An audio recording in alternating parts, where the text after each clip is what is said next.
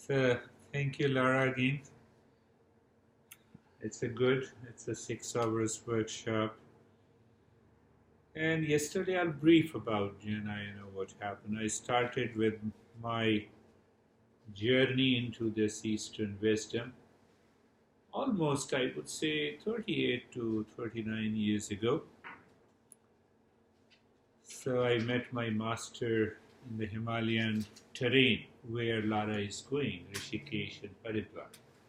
So there we have these two twin cities have more than maybe 1,000 ashrams on the bank of a Ganges river.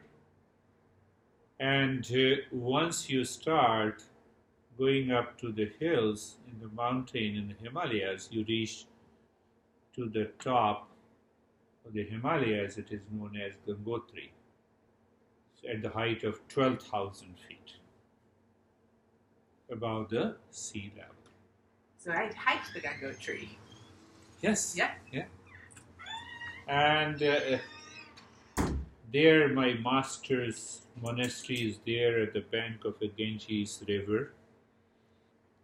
And I told you yesterday that it was almost 50 miles an hour the Ganges River flows.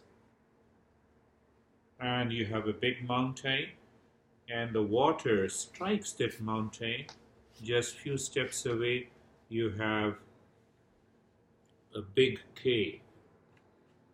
So you move inside the cave maybe another 15 and 20 steps. And everything is a cozy temperature, no cold. So my master had a rock bed, and there he lies down like a king. He was 6 feet 3 inches. So very long body and white face with he was very smart, according to even the American standard.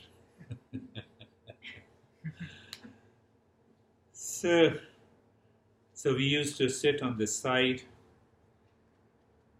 So I told you the story yesterday that I took a leave for about a week, and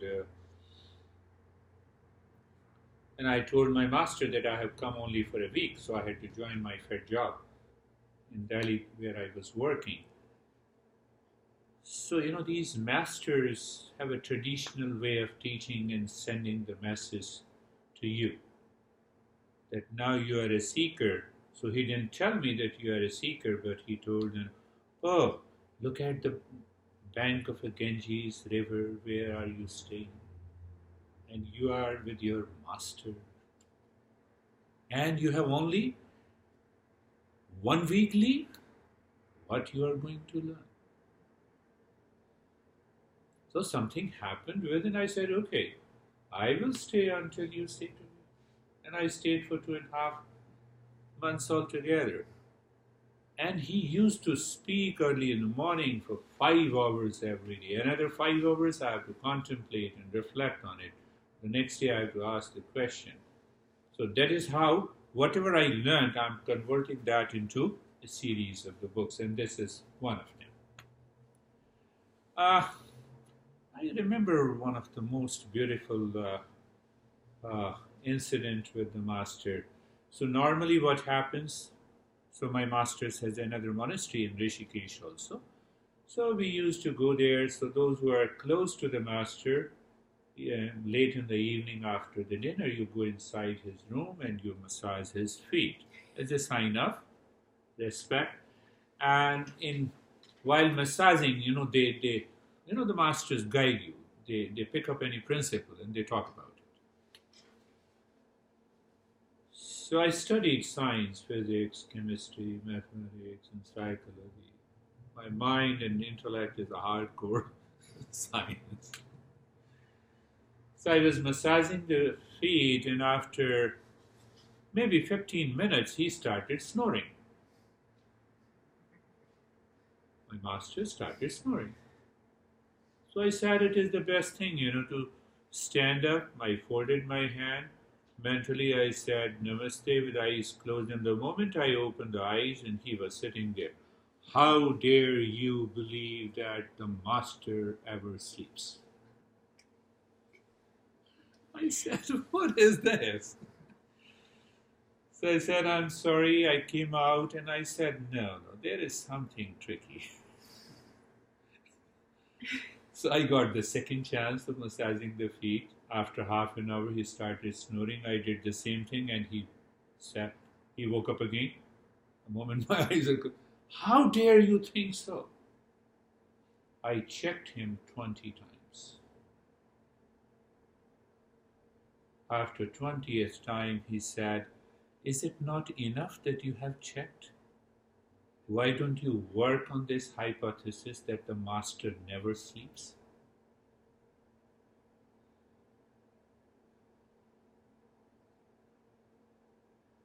Awakening means he transcends the sleep. Then only you can live and work in a meditative state 24/7. That is the basis. I started working, I'm still doing this. I reduced to 3.5 hours of the sleep. My son says, do you really sleep?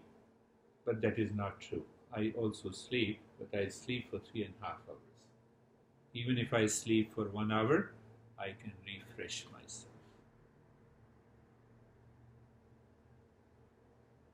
Can I give you the principle?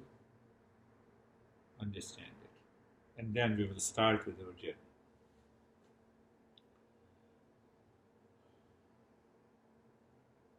The hours of the sleep, according to Eastern wisdom, depends on the quantity and the amount of content present in the mind.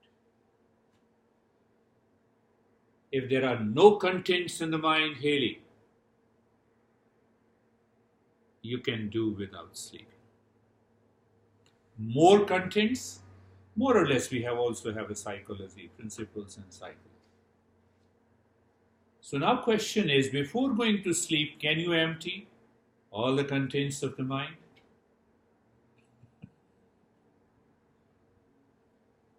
You can live into that meditative state.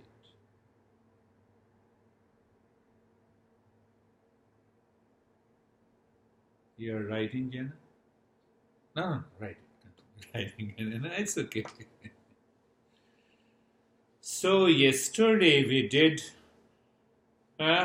learned 2 principles, and the most important principle that we learned, do you remember? The 4 steps to any practice in yoga, tantra, meditation, kundalini, mindfulness, or any practice of the Eastern wisdom. These 4 principles are common. What is the first? Do you remember? I don't know. Let me know the principle. I don't know. Let me know it. So I should know the principle as it is. There is no argue. Do you argue Newton's third law of motion? Action and reaction equal and opposite. So I should know, I should be able to repeat the principle as it is. That is the first step. What is the second step? Now, Kevin, we should ask questions. Why? To have a clear understanding of the principle. So, ask what, why, where, how, when, based on those principles. We should ask openly. Huh? Now I'm telling everyone, I'm addressing you, Kevin, so keep a smile on the face, yeah. So you see that? So contemplation should lead you to conviction. And the second part, the reflection part, should lead you to freedom from doubt. I didn't tell you yesterday, but now I'm telling you. When there is a freedom, doubt-free intellect, and there is a conviction, the intellect inspires you to practice, to experience. it becomes natural. The intellect is doubt-free. It has a conviction, so you drive your car. Do you see that? See that in everyday life. So once the second step, what is the second step? I don't understand this principle. Let me understand it. That lead me to conviction and doubt-free intellect.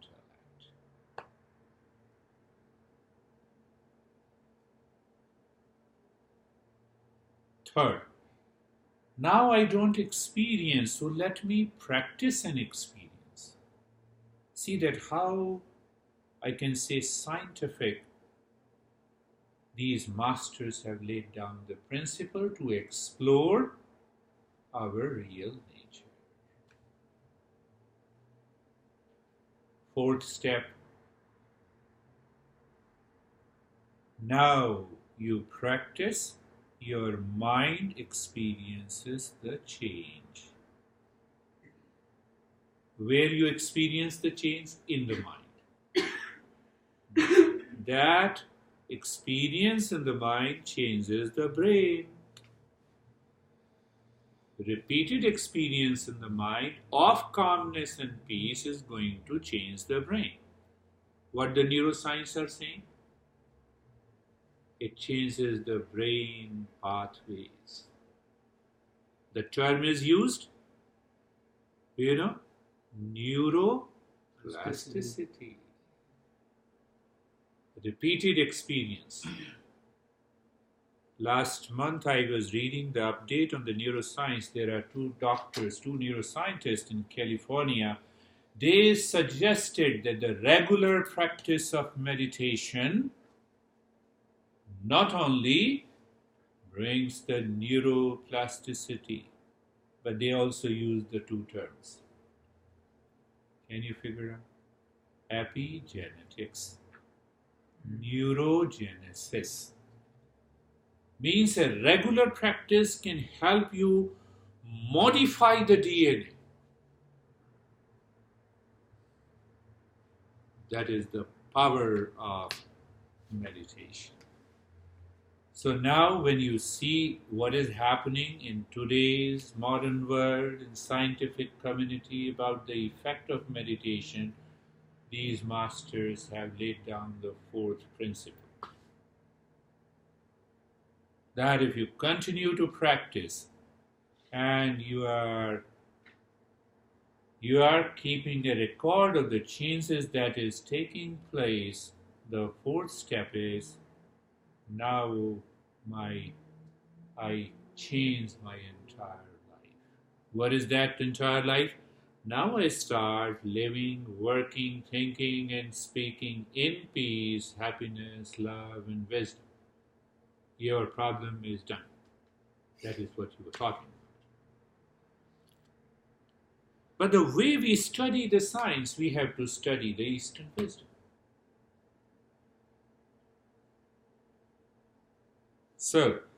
So pick up the page number 10. Santoshah paramo labha satasangam paramagati vicharah paramam jnanam shamohi paramam sukham. I have given the English transliteration also. Right? Santoshah paramo labha satasangam paramagati vicharah paramam jnanam shamohi paramam sukham. So this is the verse from Yoga Vasishtha. Now to tell you, if you are not aware, maybe Lara you might be aware, the Yoga Vasishtha is the oldest yoga text. It has only 50,000 verses. 50,000 verses, written almost around 2200 BC, plus 2000, almost 4,000 years. So the way Master used to teach, I remember, I found out the verse, I put the verse, and I briefly explained. But he explained to me for about 3 hours about this verse. I'll brief it. So the literal translation is contentment is the highest gain in life. First, good company is the highest passes or the journey. Third, self-inquiry the highest wisdom, and peace is the highest joy, coming from the oldest text of yoga. Out of the 4, how many traits you have in your life?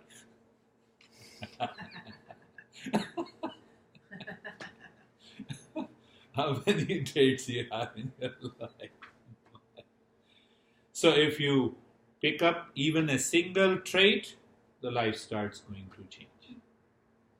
So now we should first read it in that all experiences happen in the mind. Are you clear about it? The moment you say, I'm stressed, I have anxiety, I'm excited, I blame, I feel the joy, all experiences are happening in the mind. And these 4 traits also happen in the mind. Clear? I have already experienced. Experience changes the brain changes our attitude and behavior that shape our personality. Behind personality, there is our true nature. The mind cannot reach there without specific qualities of contentment, seeking company who knows the subjective reality, masters of Eastern wisdom, self-inquiry, and discovering peace free from anything outside. It summarizes the journey of mindfulness and meditation. I'll talk a little bit about it so that we'll understand, and then we will do the practice. Now, what is the second para? What we need to do? The mind needs to be educated to qualify by cultivating the quality of contentment, learning directly from the teachers of the Eastern wisdom, self-inquiry, and regular practice of calmness and relaxation changes the entire life. The most important out of the 4 is the self-inquiry. Who are you, Mike? Who are you? I have no clue. No clue? Who is speaking to me? Ego. Oh, okay. Let the ego find where are you.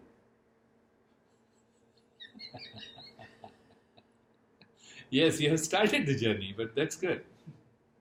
Jana, who are you? In what way? In what way? What is this? Simple answer. Give me the simple answer. Don't confuse me. I'm a person. You're a person. And who is that person? We have to follow the 4 steps. I'm coming to that. I'll answer. We claim we are thinking being by default. We did not learn how to think rightly. No one guides us what is right thinking versus the wrong thinking. Whatever thought enters the mind, we consider it as thinking. Jana and Mike, thought enters into your mind. I'm ego. Come on, who is speaking? Ego is speaking. Can ego speak? You see, whatever the thought comes by default, and we say, this is me. This is what it is. But when it comes to a thing, an object, we know it directly. Laptop. Who am I? I'm confused. See, yeah? That's why I asked you. So we reason to prove the thought pattern is right. These thought leads to wrong habitual and instinctual action. So let us understand first part, contentment. Contentment not outside but inside. There is no contentment outside. Contentment is the state of the mind. What is that state of the mind? It is looking inside. So when it is looking inside, without any object or a person coming from outside, it moves to the direction of contentment. Briefly, second part is company of the good company. So here the good company means that every principle of the Eastern wisdom has to be learned in a master and a disciple tradition. Why? Why? You can study everything from the Google. Everything is there in the Google. Because the teacher personalizes the teaching based on your temperament. Say, for example, if I give a personal teaching to the Kevin, so then it will not be a group teaching. We'll have a life history, I will understand his challenges, and then I will instantly personalize the principle in the teaching. Why? Again ask why. Principles are the same. Why? Because mind is different in one person from the other.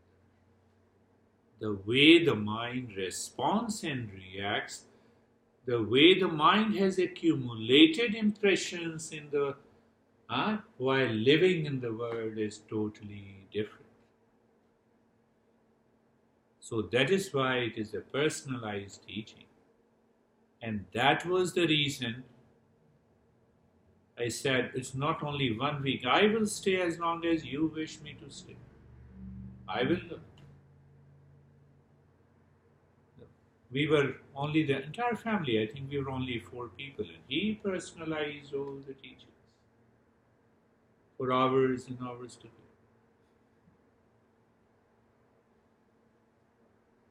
So that is why the good company is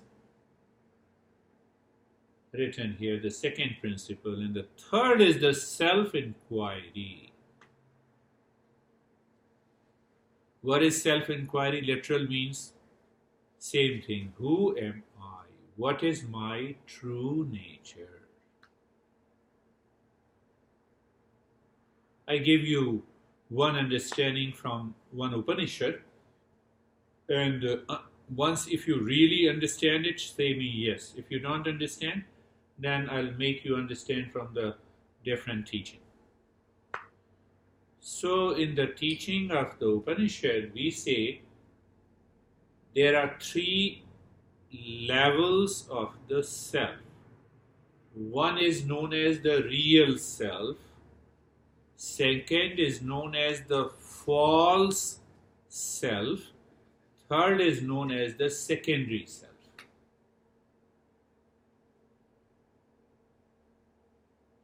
Real self, false self, third is the secondary self. As long as we claim we are the false and the secondary self as the real self, we will continue to suffer. There is no way to get out of it. And what is mindfulness and meditation? To realize, to awaken to the real self. I summarized. Let us go a little deeper. What is false self? Where are you sitting? Yoga studio. Here. Lara studio. Yeah? So now tell me who is sitting. Is it body or you?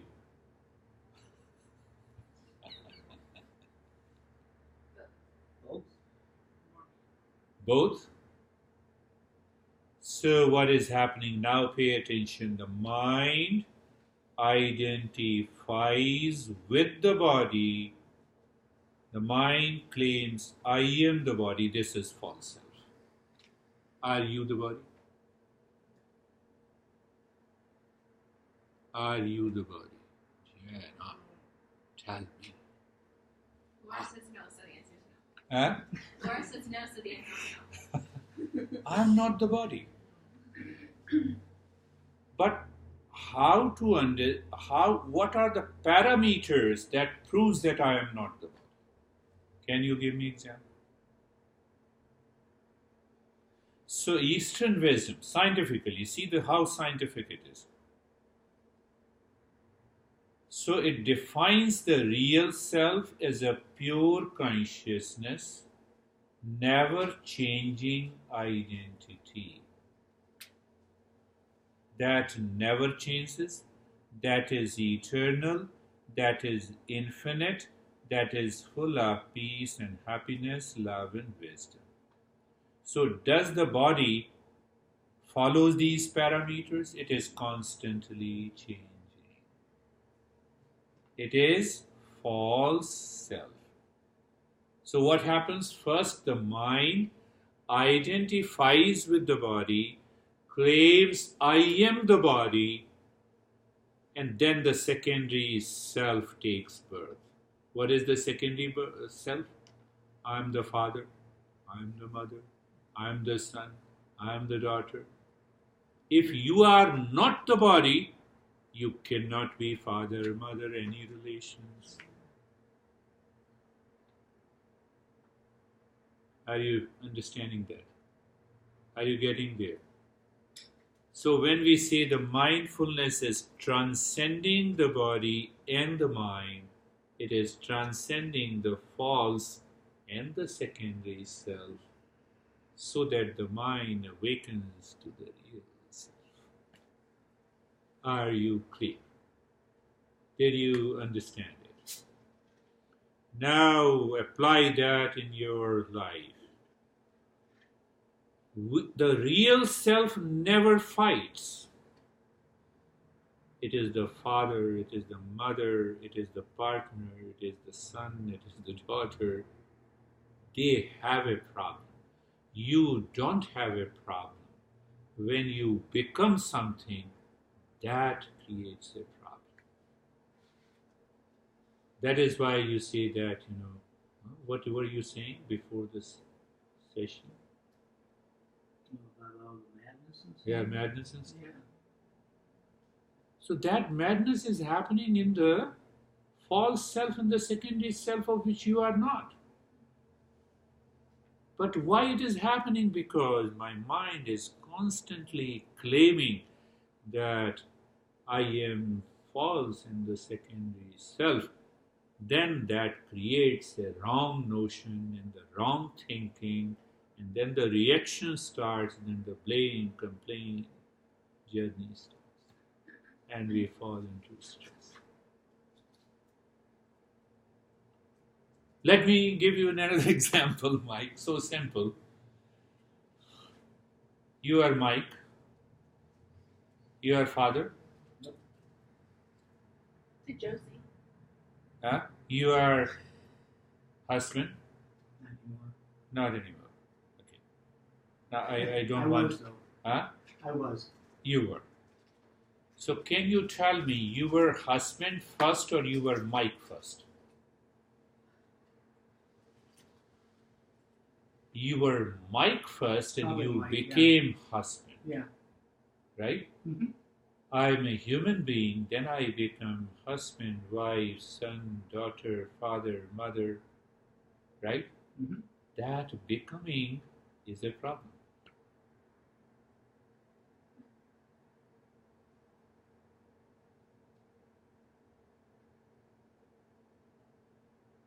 Are you getting it? Yeah, but let me ask you this. Yeah. Okay, so none of the things that are happening in this world bother you? No. Why should it bother me? Um, Why should it bother me? Because I don't identify myself with the body. I don't identify myself with the secondary self, but it does not mean that I don't live the life in the world Now see why it doesn't bother. Inside you are a seeker. The moment you are in front of a son, you play your role of a father. How? How? Hollywood actor. It does not mean you are making fun of it. The Hollywood actor who performs their role well, they don't identify themselves with that particular role when they return home. Do you understand that? So, what happens in mindfulness? What happens in meditation? In a deeper meditation, you are able to separate. You live in the state of the wisdom, separating the false and the secondary self from the real self. Another example given in the text, in the Himalayas we find lotus flowers. You put a lot of water on the lotus leaves, it doesn't stay there. It doesn't stay. So you perform your role outside, but inside you remain as a real self. I have opened a very deeper principle, but ask me any question so that it should become clear. Ask me as many questions as possible. Yes? So are you saying the lotus flower with the lotus flower? Yeah. So you put the water doesn't stay on the leaves. Right. But It just leaves it. Same thing, your thought, your speech and action that you perform outside, playing a different role, doesn't identify with the real self. So the water are those things that don't Are identify those with the things, yes, flower are slash self. those things, The yes. lotus flower. Okay. Yes. Just wanted to- And that flower continues to shine in that peace and happiness. I opened up a very serious principle, but yeah, you're coming up. You're coming up. You see that. Were you married? Were you husband at the time of the birth? No. Were you a son? I heard a very good story that also proves the point that a 16-year-old son told dad that you are also 16 years old father. Father got crazy. How can it is possible?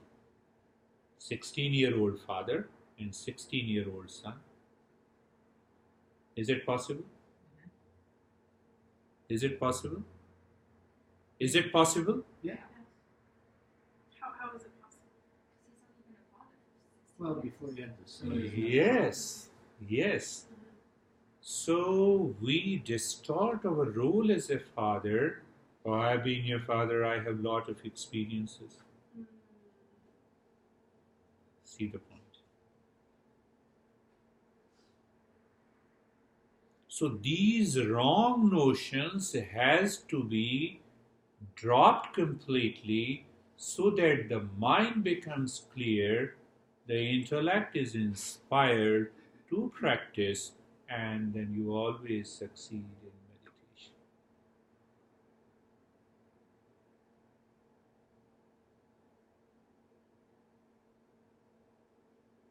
Now, can you tell me, Mike, when you got married, what happened that made you claim that you were husband?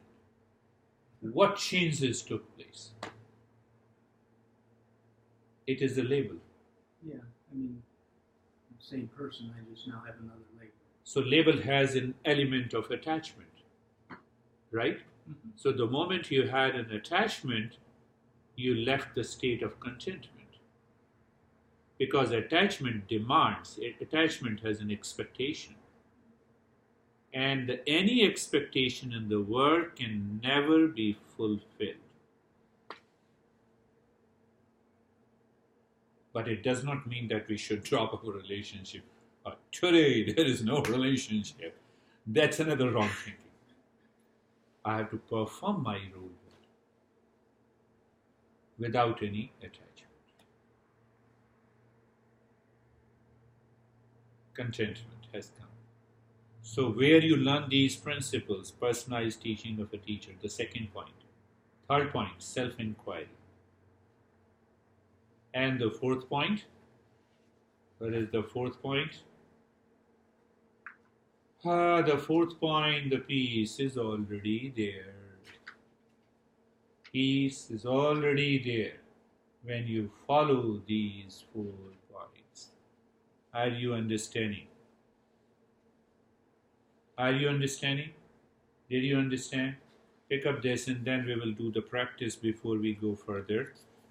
And purify the intellect before you start the journey to the mindfulness. I have already explained in a different word, but yeah, that is what my master used to say. Don't purify others. Don't claim that, no, you should calm down. No, you calm down. You look yourself. You look within yourself. Is the journey, is the way to find out who am I. That is our goal. So here I want to clarify from what we have understood yesterday. Goal of life is common to every human being. What is that? We are seekers of peace and happiness. Did you find permanent peace and happiness in your life? You succeed in meditation. They both are synonymous. Goals in life may change. Goals in life may be career, job, money, house, car, and all the stuff. Your professional life, your social life, your family life, you have certain goals in life. They are bound to change. Why? The world is full of change. World is in flux.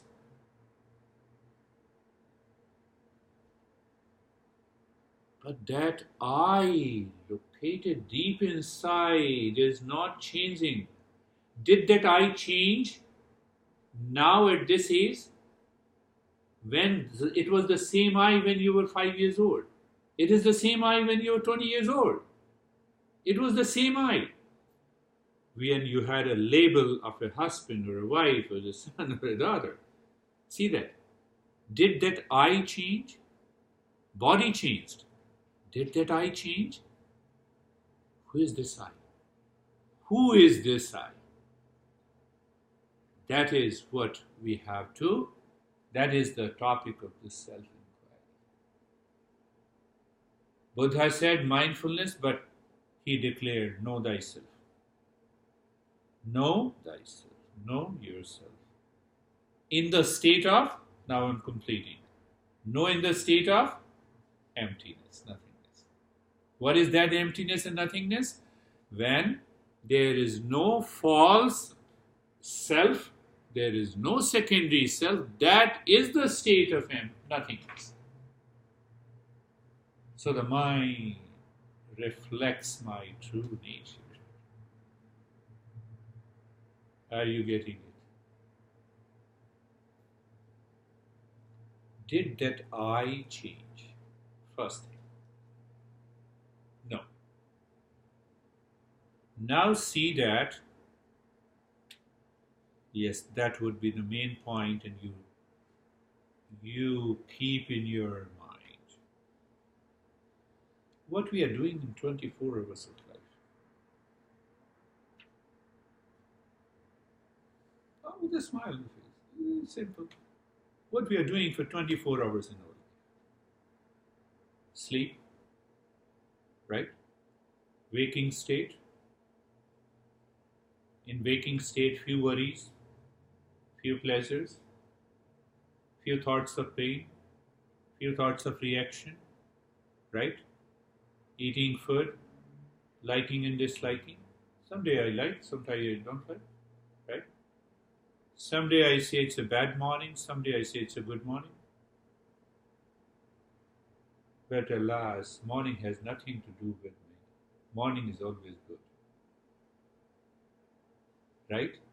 I do the same thing today. Right? I do the same thing more or less tomorrow. Right?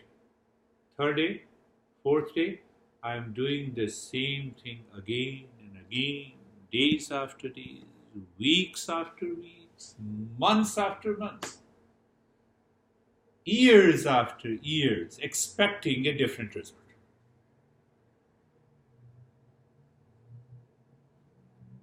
Am I right?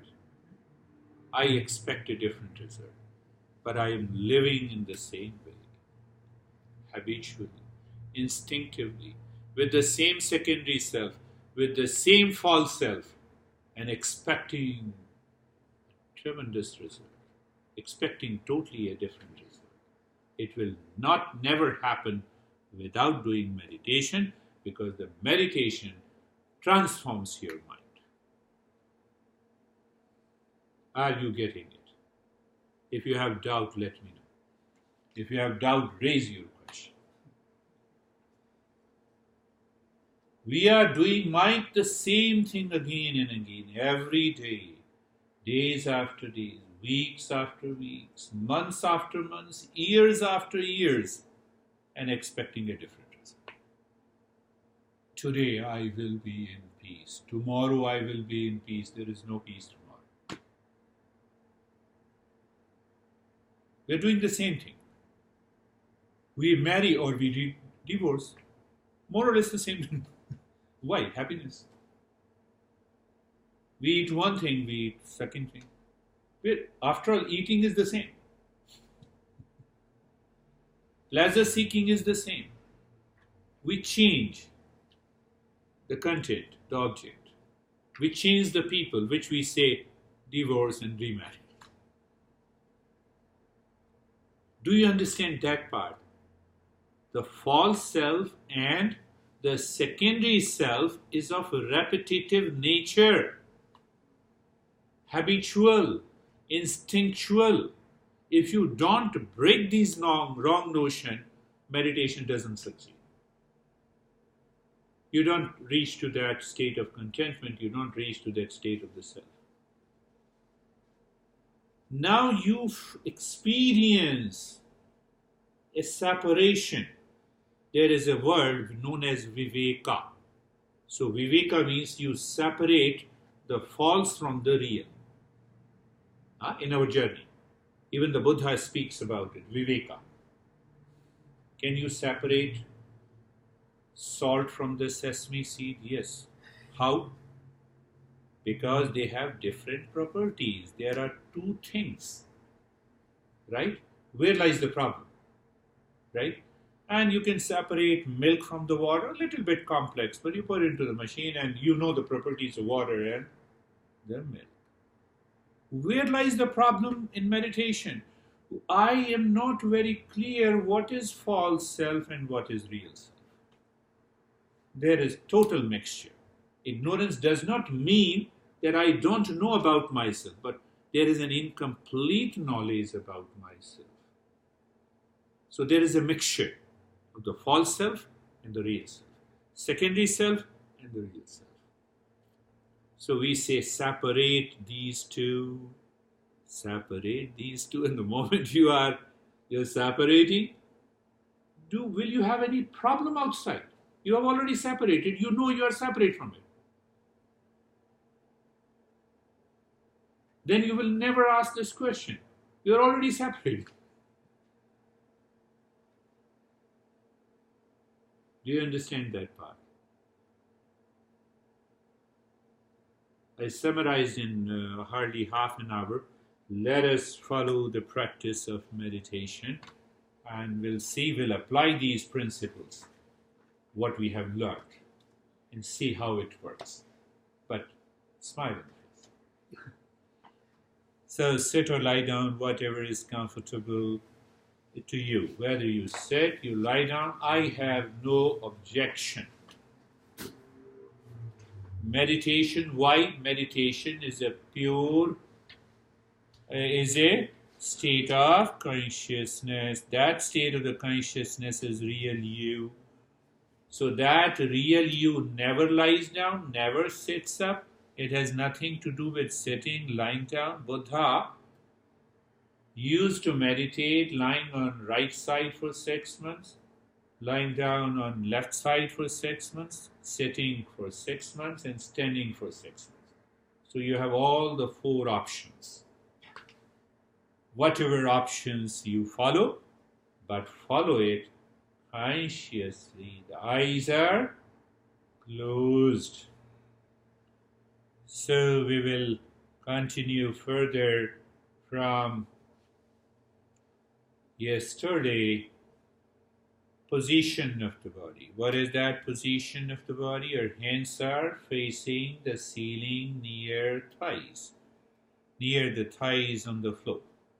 That would be a natural state, but if you cannot put it into a natural state, it is okay the way you want, okay. But it will help you if you put your hands near the thighs facing the ceiling and the fingers are bent naturally. Okay. Your heels are a little far away and the toes are hanging on the sides. Now I'll give the same little bit different instructions. Those who are sitting, whether they are folding the legs or straight, they can put their hands on the knees facing the ceiling again and check it that there is no discomfort, that there is no unease. What I told you, position of the body. There is no unease in the body.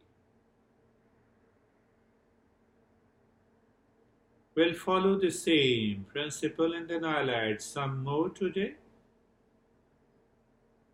So be comfortable. Being comfortable is raising your awareness of the body. Why? To say bye-bye to the false self. Look at the neck joint. The mind goes to the neck joint. You feel the sensation. You're comfortable and you experience the steadiness. You see that until now I'm not saying anything that you are doing something. The mind is moving naturally in the field of awareness, understanding. Move the mind on the shoulder joints. Feel the sensation, being comfortable and steadiness. Move the mind on the hip joint. What it means, I believe you understand when I say move the mind on the hip joint. The mind is experiencing. So how mind experiences, mind has already an image of that hip joint. It knows it, so it returns with that previous experience and with an image, and then you feel the sensation. You also feel it is comfortable and you experience steadiness. The mind goes to the knee joints. You feel the sensation. You're comfortable and you experience the steadiness. Does your mind notice that I'm going slowly? Yes. So moving slowly, does my movement slowly and giving you the instructions slowly causes some reaction? Yes. If yes, the mind wants to move out. It is always in a hurry.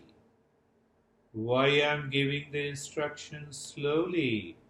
To slow down the speed of the mind. Meditation succeeds only when you slow down the speed of the mind. When it is a fast pace of the mind, normally 99% the mind likes to blame, complain, react, resist. So role of a teacher is very important. Move the mind on the entire body from the top of the head to the toes. You feel the sensation. You experience being comfortable and you experience the sense of steadiness in the body. You know that steadiness, experience of the steadiness is not enforced to the body by the mind. Mind is not making an effort, it is natural. And if it is natural, you are ready to move deeply into the journey. So now being carefree, and I always give these preparatory steps in any meditation that adheres to the teachings of our great masters. But at the same time, it helps you to become the seeker. I gave you an example and translate that into your experience. You are standing across a road watching the traffic moving. What are the factors? You are standing across a road. You are not moving. Traffic is moving.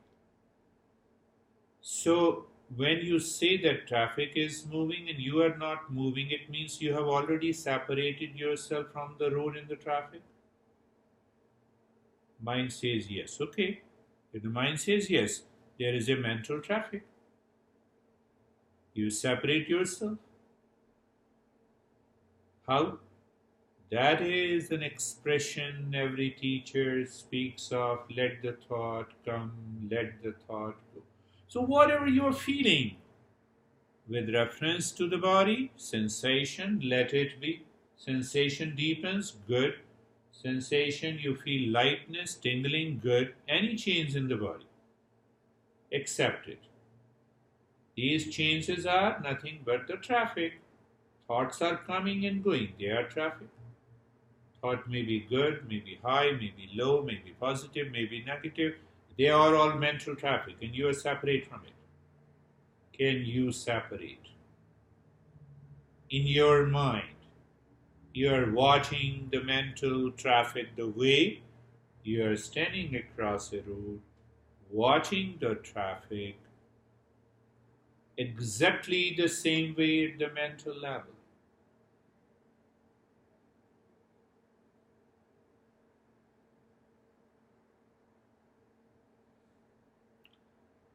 The mind, when it starts moving within, means it is facing opposite to the world naturally. A sense of contentment comes, and that contentment is experienced in the beginning as sensation, deepening of the sensation in the body, relaxation, and stillness. We are following the same principle that we have discussed just now. So, how to follow that? So simple. Look at the head and the neck. Move the mind on the head and the neck. If the mind is thinking, then you are not listening to me. So return again. Mind moves on the head and the neck. Be there and experience sensation, relaxation, and stillness. The mind goes to the right arm. Mind moves on the right arm.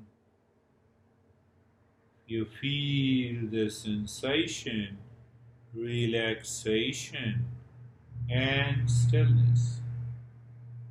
The mind moves to the left arm. you feel the sensation, relaxation and stillness. The mind moves to the chest and the belly. You feel the sensation, relaxation and stillness. So what is happening in terms of your experiences? Do you remember?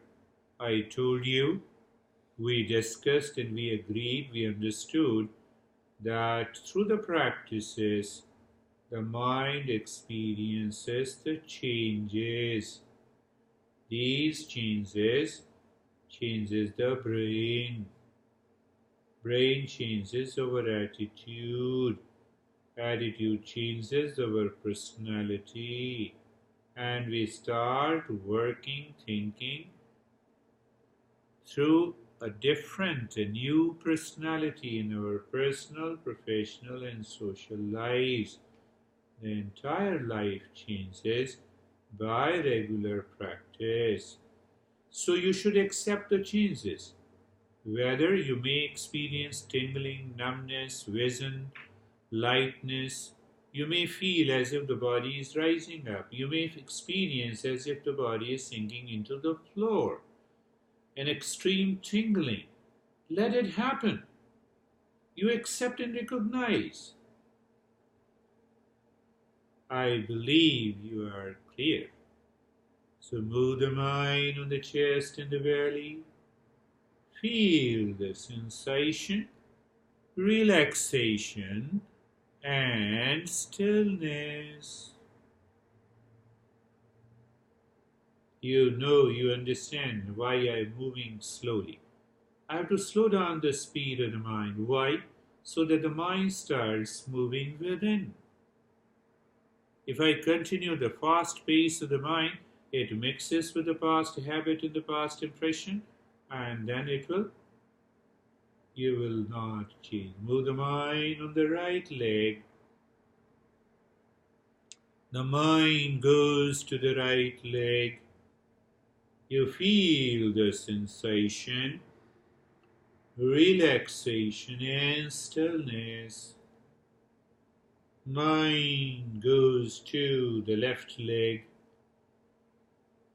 Left leg.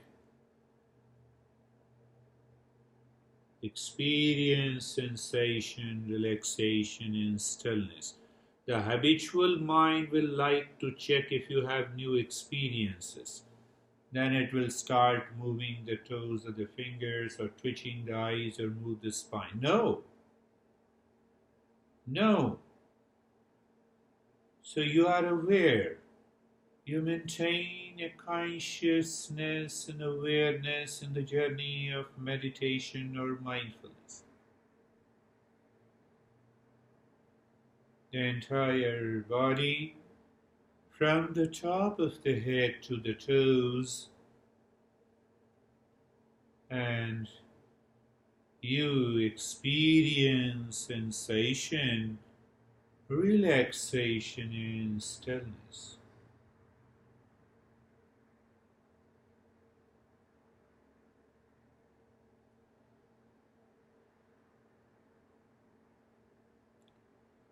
We understood and discussed from the teachings of the great master Vasishtha, who says contentment is the highest gain.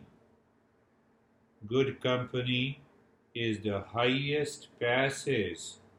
The self-inquiry is the highest wisdom, and peace the highest joy. So according to the Eastern wisdom and tradition of yoga, even Patanjali says the inward moving tendency of the mind awakens to the state of contentment, relaxation, and inner peace. So we are not creating or producing peace. Until now, we did nothing. Or whatever we have done, it is all about changing the direction of the mind naturally, to change the state of the mind, my friends. That is why I always say regular practice with wisdom is required.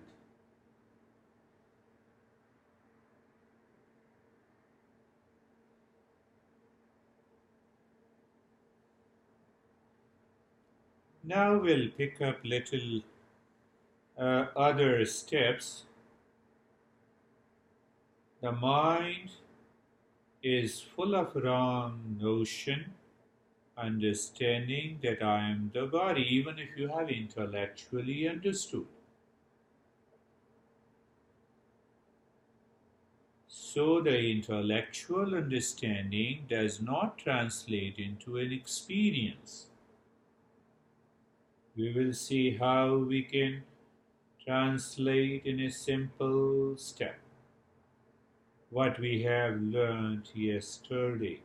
Look at the head and the neck.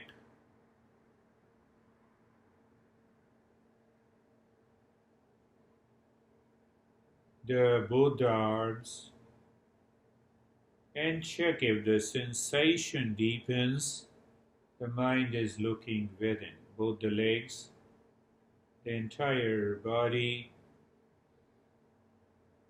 Mind is looking within. No worries. Sometime what is going to happen, you may experience the jerk, a natural jerk in the legs, in the hands, in the entire body, and sometime in the spine. What are they? It is a release of your impressions.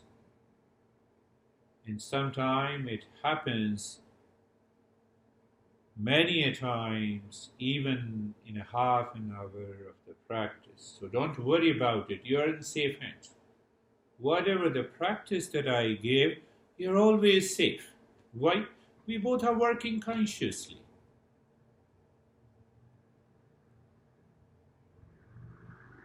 Now see, can we transcend the mind in a simple step? Look at the breath. That breath goes in and out. First point of awareness. Second point of awareness with the breath again. When the breath goes in, you feel the sensation. The breath comes out, you feel the sensation. That too is true. Third point, no change in the rate and the rhythm of the breath. Yesterday we did 4 points, and this time today we are doing the 4-pointed awareness on the breath. This is how I explain. I don't say focus on the breath. No. Casually you are looking at the breath. You know the breath is going in and out. You feel the sensation of the breath with the nose at the tip of the nose. No worries, even if you have tingling sensation, the finger or the toes in the body. It is good. Third point, no change in the rate and the rhythm of the breath. Fourth point, now we are going a little deeper. The moment the breath goes in, breath is the highway. You drop the mantra Shantoham, means I'm the peace. The breath returns, breath is highway, you drop there mentally, drop there I said. Do you understand dropping? Drop of water, natural, Shantoham. Now comes the magic. Our masters, I'll explain you after the session. The masters declares that the image of the peace and the happiness is like an infinite space, and that is our fifth point. What is this? The moment the breath goes in, you are saying Shantoham, and the mind looks, feels the infinite space. The moment the breath returns, the breath is the highway, you drop Shantoham. And what do you see? Peace. In what manner? Infinite space. Infinite space or darkness or blankness. The mind should have a feeling of a sense of infinity. Infinite space or blankness or a calmness the moment you say Shantoham. You see, moment I say Lara, I have an image. Name is what I said, name. So name has an image and it has a location in the space. See that? It's a very subtle principle. I'm making it simple. You're not doing anything. Casually dropping when the breath goes in, Shantoham, and you are into that infinite space. The breath returns, you are into that infinite space.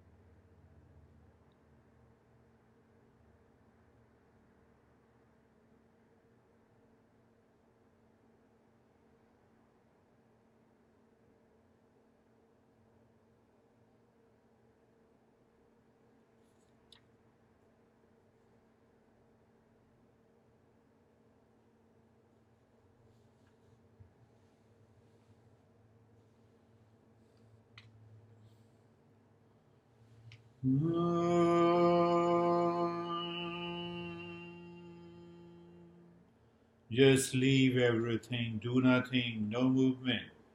Live into that state of doing nothing. Why? So that you learn from your experiences.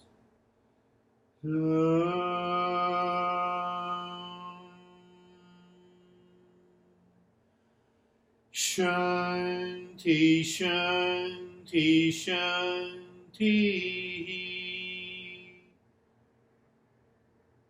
You can deepen your experience when the teacher is reciting any of these mantras.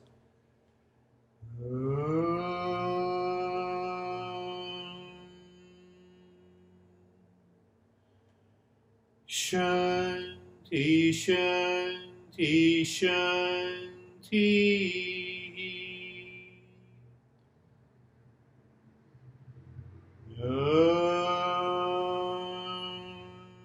Shanti, Shanti, Shanti. Bring your mind to the right hand. Feel the sensation in the changes. Move the mind on the left hand. Feel the sensation in the changes. Lift your both the palms.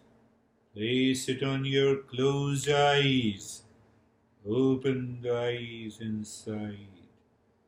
And now ask yourself, what is your experience? Bring the hands down and sit up. Kevin, you did good. Isn't it? Hmm. What do you feel? Relax. Yeah, I could see you did good this time as compared to what you did yesterday. Yeah. Yeah? I know yesterday I was like always moving. Yes. See, there is a change. Comes by regular practice. How do you feel, Lara? Good. Good? You're getting it. You're not only learning but experiencing the change. How are you? Okay. I went in and out of something. What it means by in and out. In and out of. I think I fell asleep a little bit. It's okay. It's okay. You see, there are 16 obstacles explained by Patanjali in the journey of meditation. In the beginning, sleep is a helper. In higher stages, sleep is a barrier. So when you are doing the practice regularly in couple of weeks and months, if you fall deep into the sleep in meditation refreshes you much faster than the ordinary sleep. Am I right? Yes. So it is helper in the beginning. We should not react to it. So in and out is okay. Our life is in and out, my friend. So how about you, Mike? You did very well. I felt the same as last night, just Yeah. kind of there, but aware of your voice, but Yeah, kind of somewhere else. Yeah, kind of sleep wakefulness. Kind of. So what happens, another point that I'm making, it applies to a lot of people. So those who carry forward the past impressions, they return again to the mind. Repeatedly, they have these experiences in the meditation. So tomorrow we'll be doing, for them the active meditation is required. But even for active meditation, you should qualify. If you don't qualify, then it says, no, I will not do. I will not come back again to you. So meditation is always one, Haley, but the way it is personalized, it becomes 1,000 types of meditation. So why it is personalized? Because the individual's mind respond and react differently. How are you? Good. In and out. Yes, I know. I'll give you one practice that you should be, before I leave in this session, you should be doing with me, then you should do it in the evening, you should do it tomorrow in the morning, minimum 3 and 4 times. It's a simple practice. And then see how it happens, whether you go in and out or you are able to maintain the state. Very simple practice. How are you, Jen? I did good. Good? When you stopped talking, Huh? When you stopped talking, my mind started racing again. So you need me. Yeah. 24/7. Yes. Yes. You see, there is one wrong perception here. I attended a lot of meditation classes, being a student, to know what people are offering, even though I don't need it. So they move habitually. Where is that? They move habitually. And then they keep looking at the watch. 15 minutes, no talk. And the mind of a student is constantly wandering. But my process, the way my teacher, I'm constantly observing, are you moving the body or not? So when you attend an intensive session, a regular session, there are 70 indications that can be observed outside by the teacher to know whether you are really going or not. into the meditation.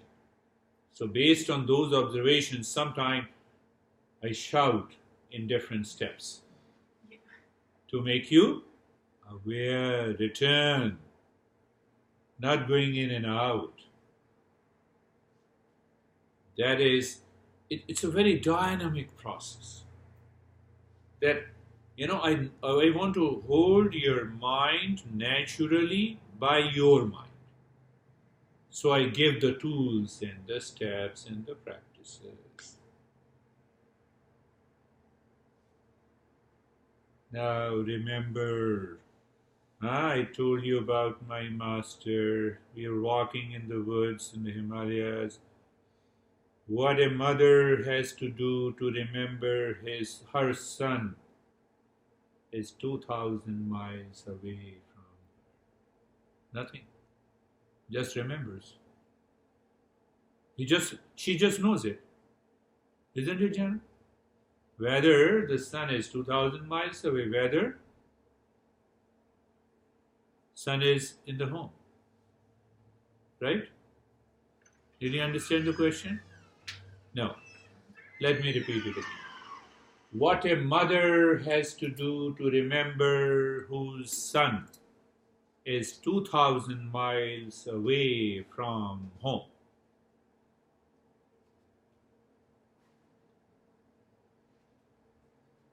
What a mother has to do to remember her son. Nothing. She just knows it. Right? Did you get it? I just know my real nature, that's all. Nobody can know my real nature, I know it. You see that? Do you see that? Jana? I'm a little confused. Little confused? Okay. How long it takes you to reach to the Lara studio? About 25 minutes. 25 minutes. And you work? No. So how long it takes you to reach to yourself? Answer. How long it takes you to reach to yourself? More confusing? Yeah.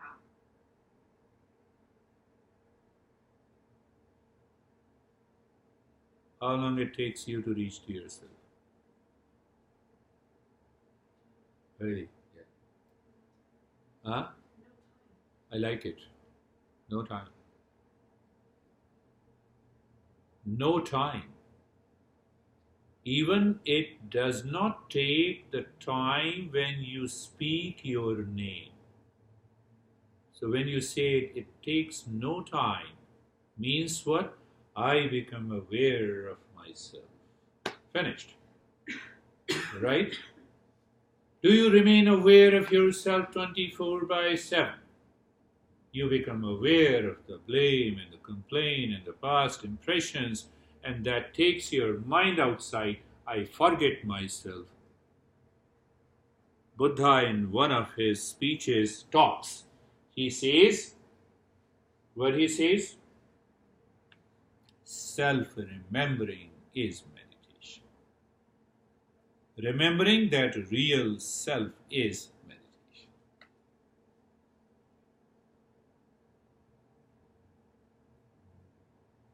Jana, did you get it? Yeah. Huh?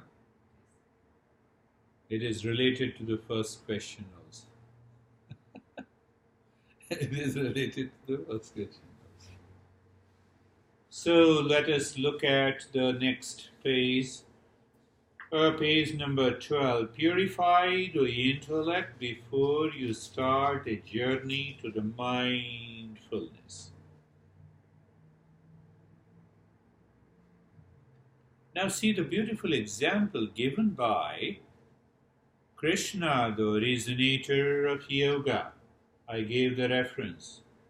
When the seeker can completely withdraw the senses from the sense objects, as tortoise withdraws its limbs into the shell for protection from calamity. The intellect of such a person is considered purified. Did you understand that?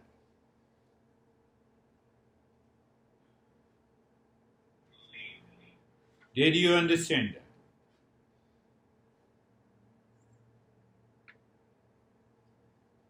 My master gave a very long talk on this.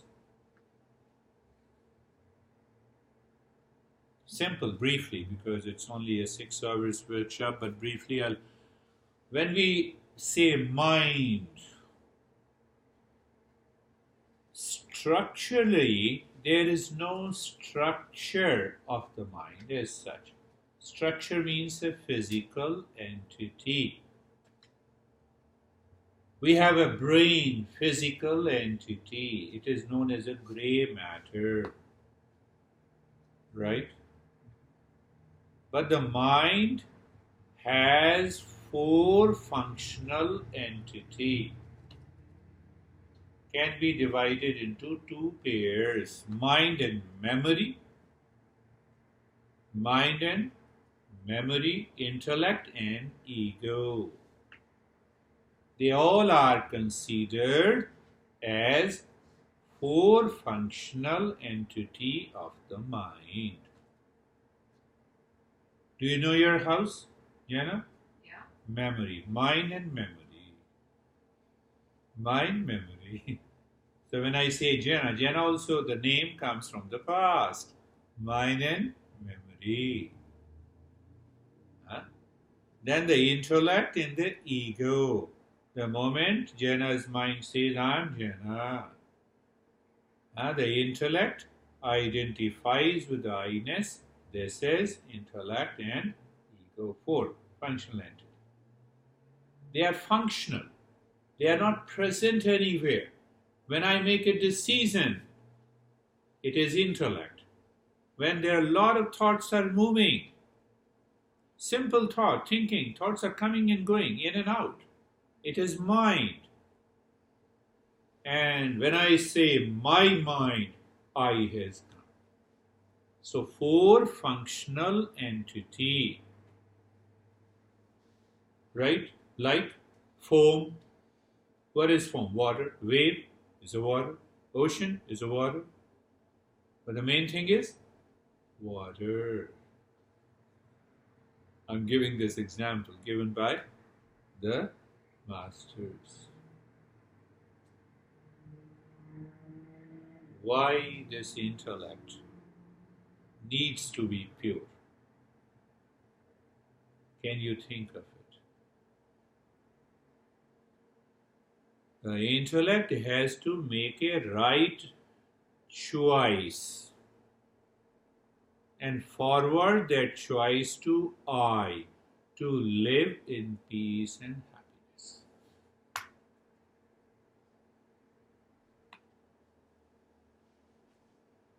All the time.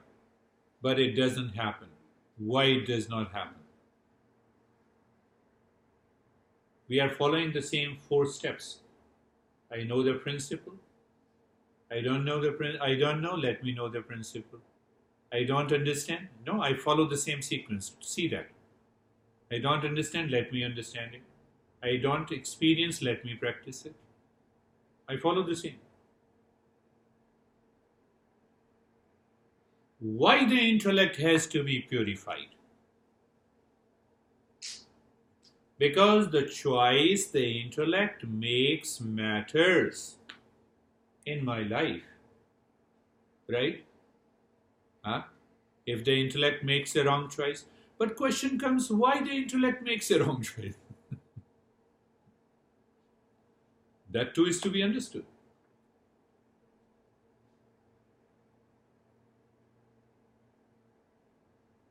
It is because of the mind is dictating the intellect.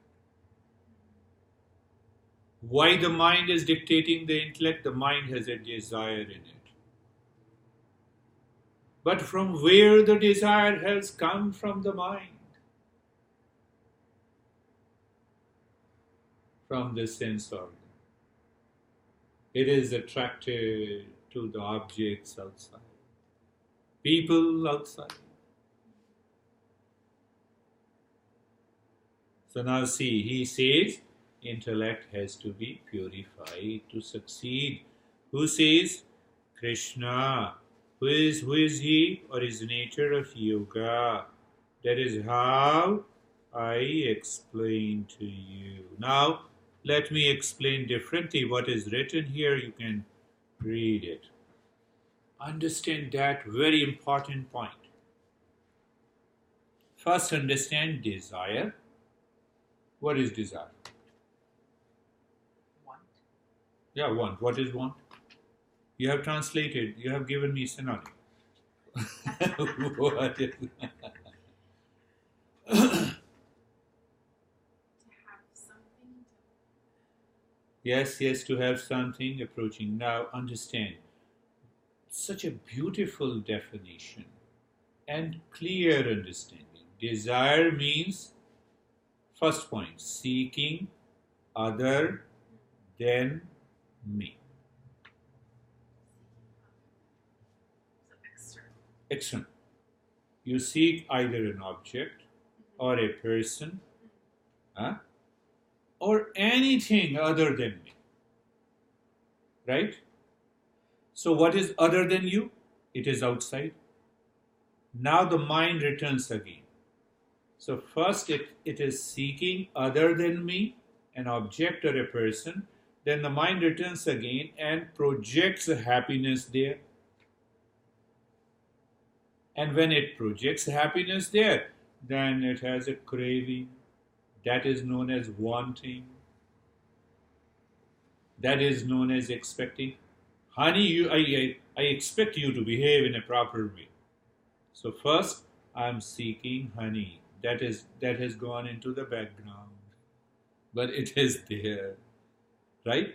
So why I say you should expect? No, you should behave in a particular way. So I'm expecting something. If you behave in a particular way, that will give me happiness. But the honey on the other side says, "Hell with you." No, it should not happen. But so what happens now? See that scenario. So honey says, "I'm sorry, I will follow you." Right? One scenario. So you feel pleasure. You consider that pleasure as a happiness. So now your mind wants to repeat the same thing. Now your honey says you're doing the same thing again and again, hell with you. Now you get upset. So what happens now? Desire fulfilled, pleasure. You want to repeat the pleasure. When you want to repeat the pleasure, you have a greed. And the greed means what? I have a total control over you, honey, which is not. And then, after soulmate, we have to become a soulmate. So, either case, desire fulfilled, greed, domination. Desire unfulfilled, pain, escape. This is the entire journey of the desire. We should not have a desire. How can I live? Right? But desire without projecting happiness is what is the goal in life. Yes. Because so I'm like, Yeah. But so, so the desire is fulfilled with the person, but the honey is not fulfilled. Because Yeah. then their desires aren't being met, or their expectations are. You see that desire has two elements. Seeking other than me. Right. So seeking other than me, second point, once mind starts seeking other than me, then it is projecting happiness. That is why it is seeking. Otherwise, there is no need to seeking. Right. Right? Now the third point also comes. I have an emptiness inside. I don't have happiness. So that is why I'm seeking other than me. Seeking other than me. That is why I'm projecting happiness. So my mind constantly running outside to fulfill the desire. I forget myself. And then you're not really happy. I'm not really happy. There is a sense of loneliness. And I'm scared to move the mind within. Because I'm living with my false self. It creates the false self. Right. It creates the secondary self. What is meditation? To drop, to destroy the wrong notion in the mind that claims I'm the secondary self, I'm the false self. What is left? Real self. What is that real self? Buddha says, nothingness. Or is it truth? Or it is truth. Or it is your true nature. Whatever you want to say. That is, are you understanding that? You have to contemplate and reflect every day. It takes time. Why it takes time? We are understanding through reasoning. No cult, no dogma, no belief, no religion. That is the true journey of our Eastern wisdom. No master says, follow me. Did Buddha ever say, follow me? Their followers ask you to follow him. And followers are never realized. Returning again, where we were. Desire. Did you understand clearly, Haley? Desire. Now what happens? See, I'm repeating again and understand that desire means what? First point. Seeking other than me. Second point. Why I'm seeking other than me? I don't have self-fulfillment. I'm not happy. That is why I'm seeking other than me. Right? So, because I am seeking other than me, I am empty within. I don't find peace and happiness within, of which I am not aware. I am ignorant. 2 points. So I start projecting happiness in others. Am I clear? Yes. How does this relate to things like God and higher power? We are following our principle with the reasoning, with understanding of the intellect. Can I understand God through the intellect? Please keep that God calmly aside until we evolve and grow and succeed in meditation. I'm just curious. So that is why I say no cult, no dogma, no belief, no religion. First reach there. So once you are into that state, then you will discover if there is a God, you will keep mum. If there is no God, you will still keep mum. You will not follow organized religion. That is where the meditation takes you. You got it? Return again. Don't go there. Because the moment you go there, you have to follow a certain dogma, belief, and cult. And the dogma, belief, and cult destroys the intellect. Because you're not finding your true self. You're not finding the truth yourself. Second part, be very cautiously I'm putting. I'm not against any religion. I love all. I have no worries. I went to Methodist Church in New Jersey to give a talk. Quakers always loved me. They said, come on, give a talk and give us a practice in New Jersey. I had a great number of students. They loved me. Seventh-day Adventist Church. They said, come and give a talk. No, don't go there. Does wisdom has a religion? Is wisdom a religion? Is knowledge a religion? Is peace a religion? Is love a religion? No. Let us first find it. And that love should take you to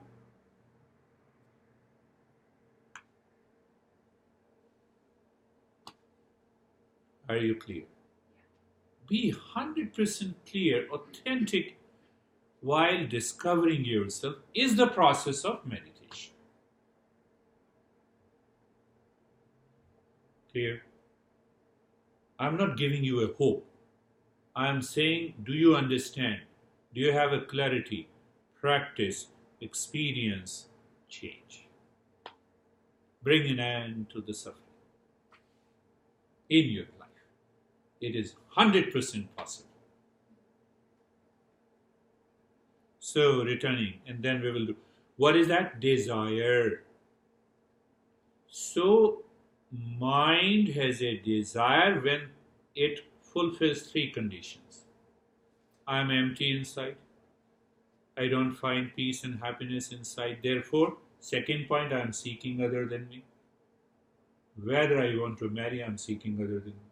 Whether I want to buy a car, I am seeking other than me. But the third point, I am projecting happiness. 3 points, 3 conditions are met. Now when in desire the 3 conditions are met, so what is the result of my thought, speech and action? Now desire is fulfilled. It gives me pleasure, which mind claims as happiness.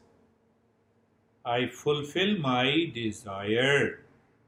It gives me pleasure, which I claim happiness. It is a wrong notion. It is the journey of the false self. Why it is pleasure? Why it is not happiness? Because then you're going to want something else. Pleasure is short-lived. Yeah. Every pleasure is short-lived. From the sex to the eating food to buying a car to have a starter home to have a big home. How long you continue that pleasure?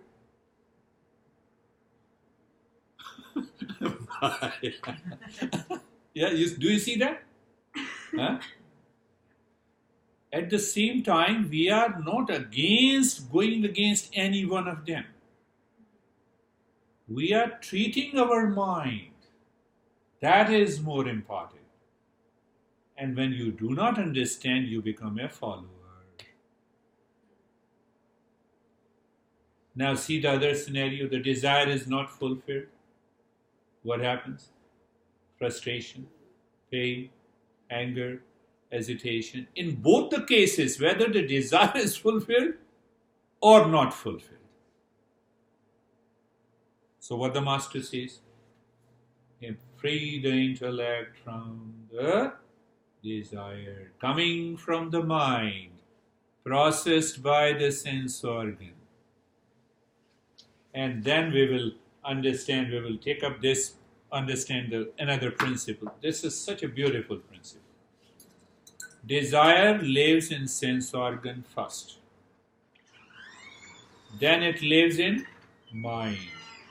Then it goes into intellect. And the intellect identifies with the I-ness, and then I say, I am stressed. Why? Because of marriage. I am stressed because of divorce. I am stressed because I have lot of money. Now add lot of stuff. Desire lives in sense organ. It is in mind.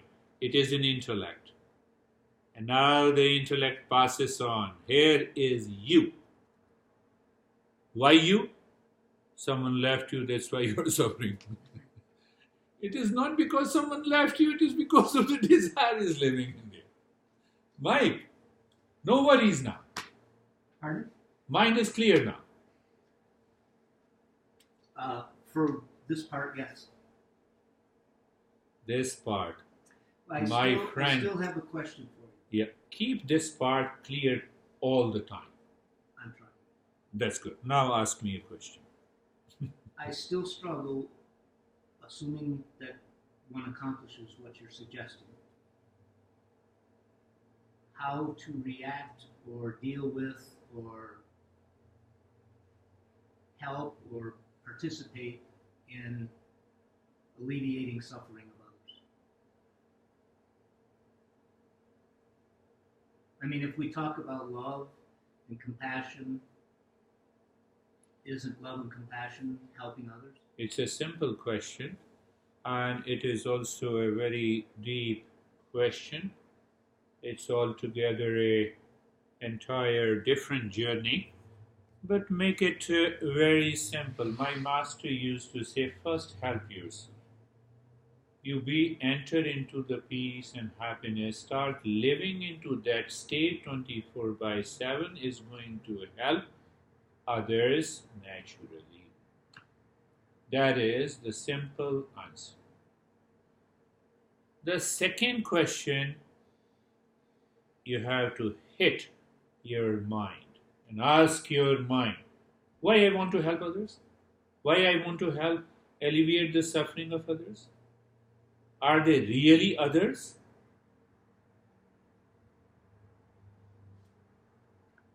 That will give you the real answer of this problem. How do I claim that you are different than me? I'm giving you a hint and then we will do the practice. Well, I don't think deep down. First thing you understand that let me discover my true nature. Right? When I discover my true nature, I experience peace, happiness, love, and wisdom. Understood? Now, not only in me, I also experience, I would say, live experience, that there is no other than me. That true nature is a common element in every human being. Third point coming, and that gives you an answer. I suffer not because of anything outside.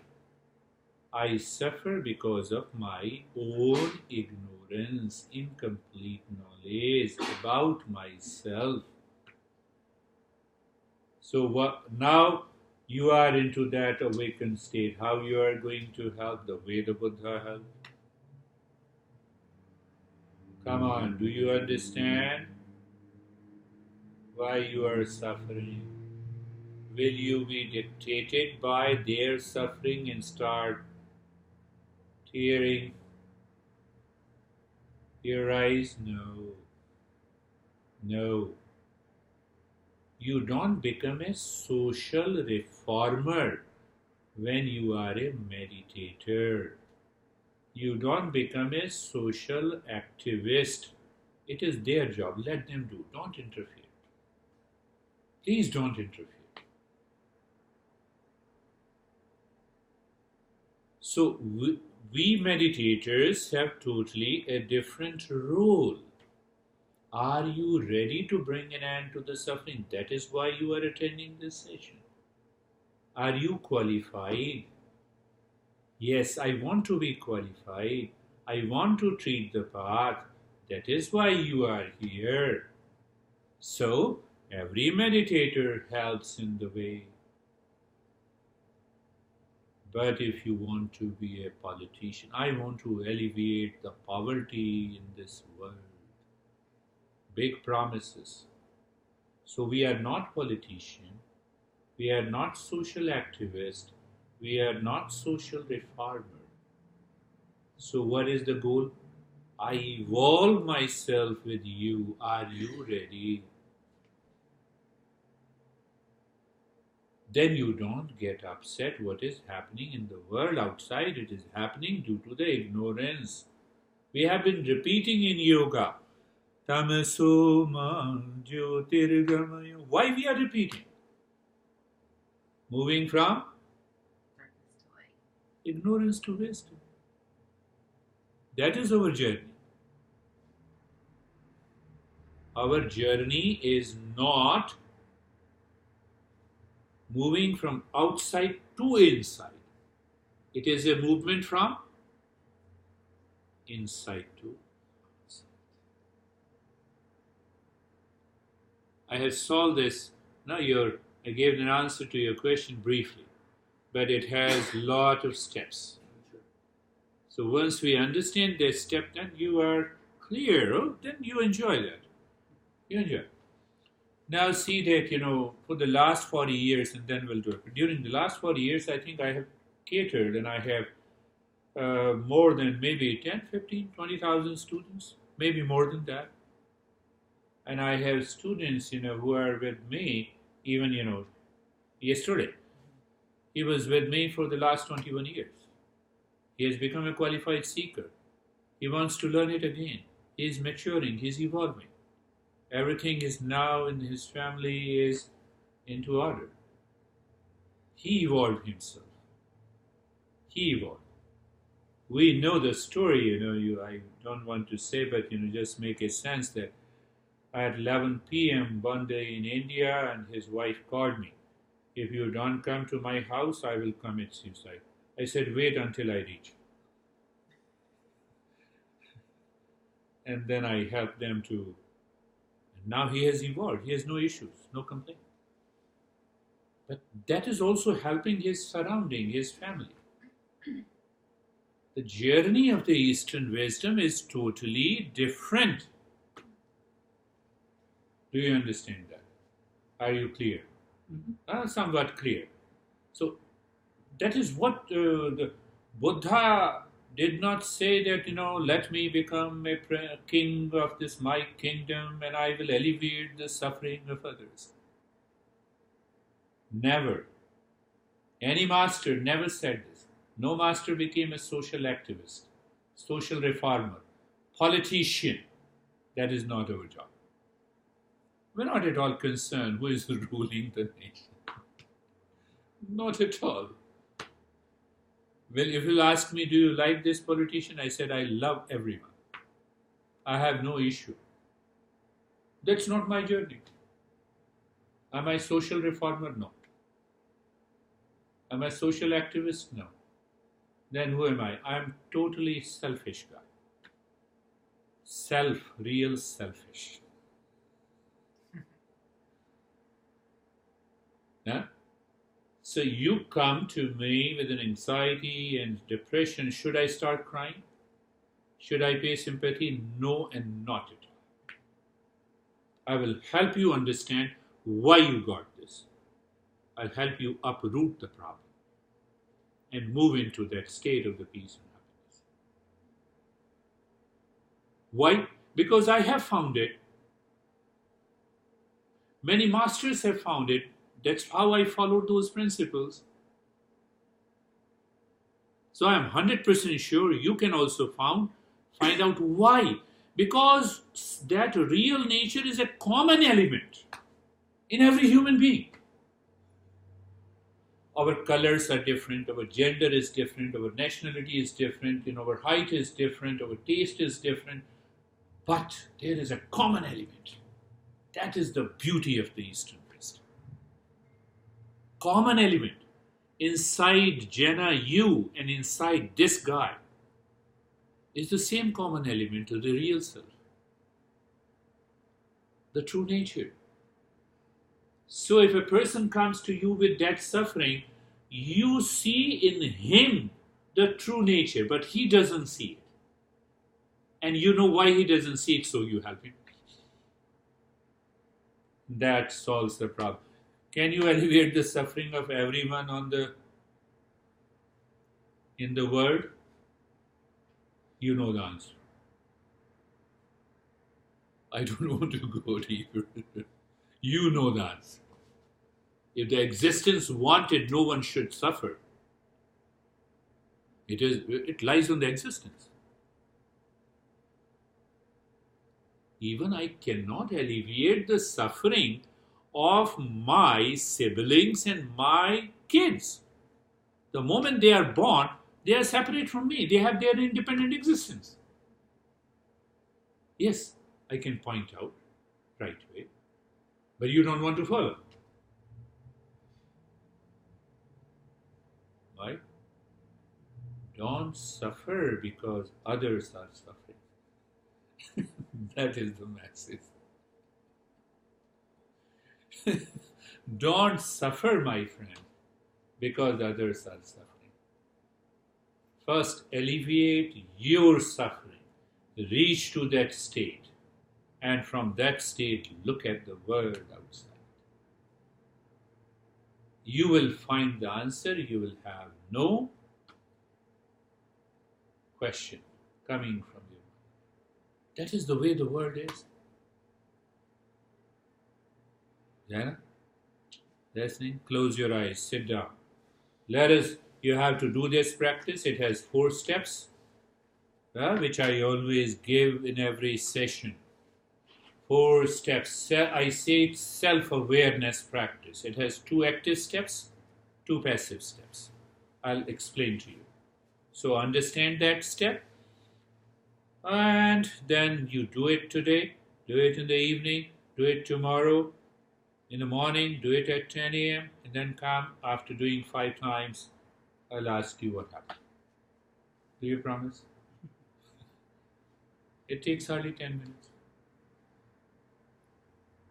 Close your eyes.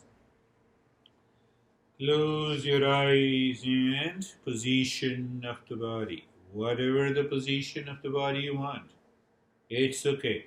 But it is better if you do it while sitting. Eyes are closed. Position of the body. Whether you can stretch your legs, you take the help of you can take a support at the back, whatever it is, but sitting. Spine is fairly straight, but do not overstretch them. Did I say do not overstretch them? Jana, eyes are closed. If you overstretch them, then the mind will also be stretched. You will not find the benefit. Just you are casual with the position of the body. Eyes are closed. And then again, move the mind, the same principle. The first, prepare yourself, being comfortable.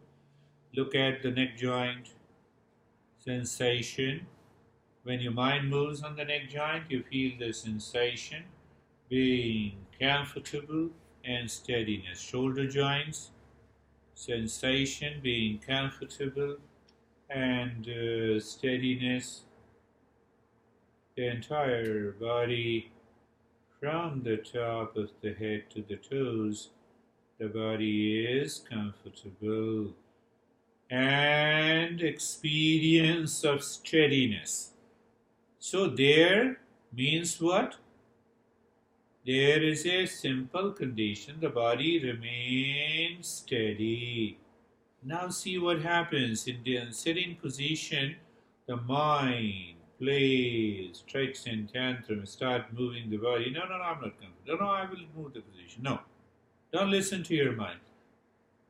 Who is the teacher? I. Your mind is not the teacher at this time. Make a right choice. Come on. Only for another 15 minutes I will be your teacher. Don't make your mind a teacher. How the mind makes you a teacher? How you make your mind a teacher? You start moving the body. Because mind says. See that. Understand from that perspective. When you have a clear understanding, the body will stop moving. The first step. Where is the first step? First step is quick and a short breathing to purify the mind. The goal is to purify the mind. How? Look inside the chest in the space, in the heart, the center of the chest. Are you looking? Yes. Keep looking deep inside the rib cage and start breathing quick, short and gentle breath with a joy in the fun, with a smile in the face.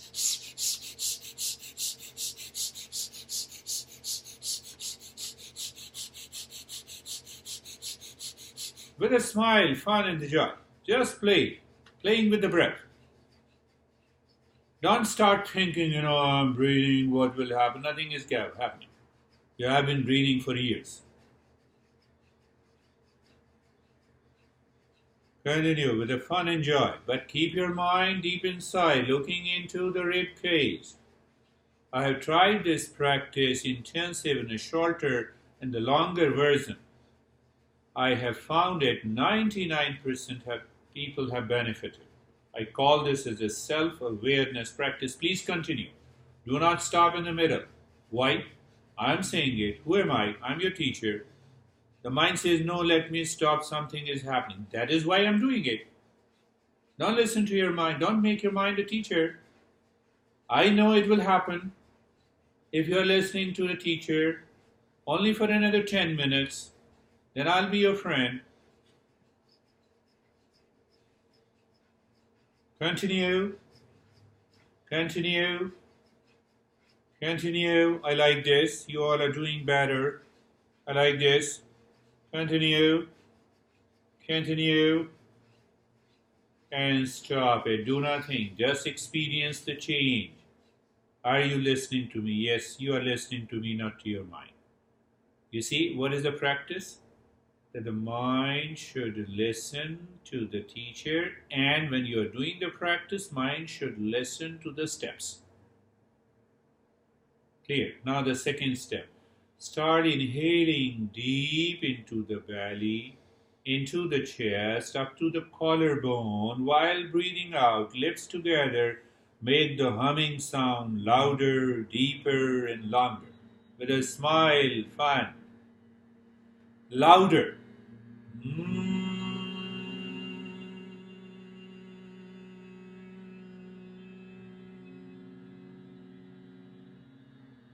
Only 10 times. I'm counting. You need not to count. Just take a deep breath. One more condition. When you are inhaling, you are not making a noise of the breath. The inhalation is totally deep, silent, and slow. And exhalation is deep, long, and the loud humming. Without moving any part of the body. You see these two active steps? That is why I say it is an active meditation practice.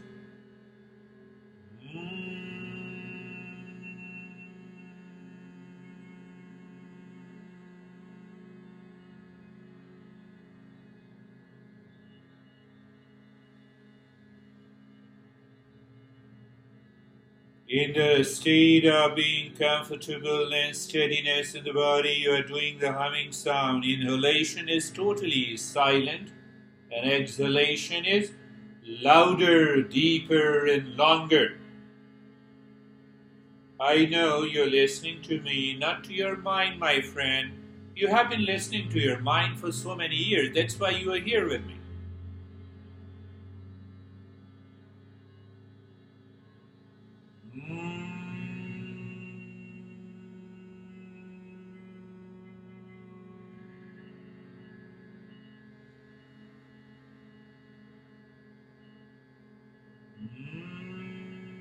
You're not listening to the mind, the body is not moving.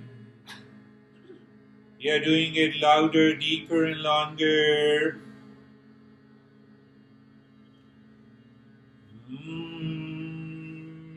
Active meditation for some time drops the desire from the sense organ, from the mind, from the intellect, and it leaves you in a deeper state of calmness and peace.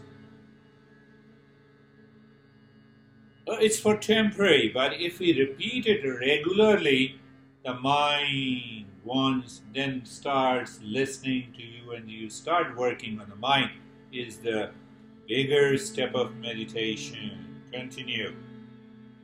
Continue, please.